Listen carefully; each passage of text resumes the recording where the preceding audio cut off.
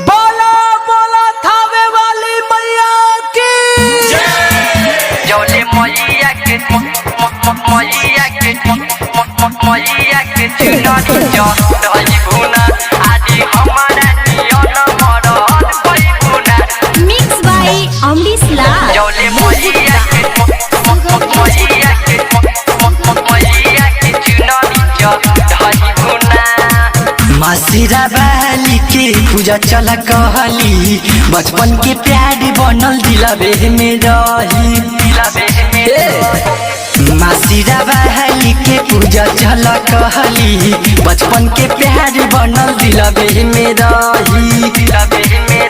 जौले जोता माली के तू बतैबू ना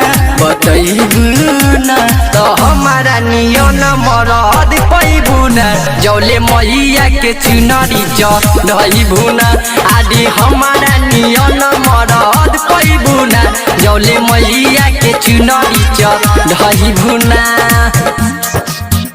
जौले मैया के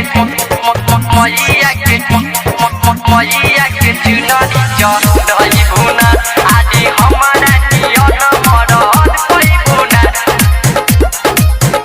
जौले मैया के चुनरी जो दही भुना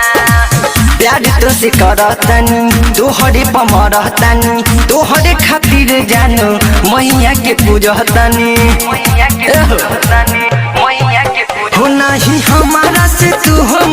मोरा प्यार कैले बारू तो दिल न तोरा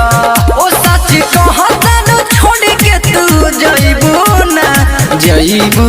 ना तो हमारा नियन मरद पैबू ना जौले मैया के चुनरी जो दही भुना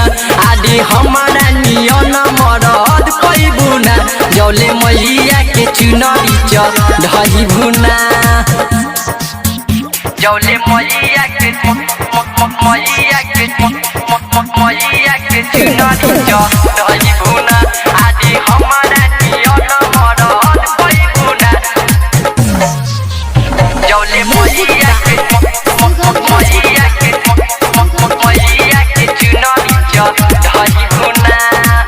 प्यार तू तो कैले बड़ा अपना बनैले बड़ा चुनु राखे से तू बतिया बतैले बड़ा सुन कबो छोड़ी हन तू बादशाह के धोखा करी हन अमरीश के चाके राइटर प्रिंस जीत के रुलैबू ना तो हमारा नियन मरद पैबू ना जौले मैया के चुनरी जो दही भुना आदि हमारा नियन मरद पैबू ना जौले मैया के चुनरी जो दही भुना। महाकाल रिकॉर्डिंग स्टूडियो नरगा बाजार सीता।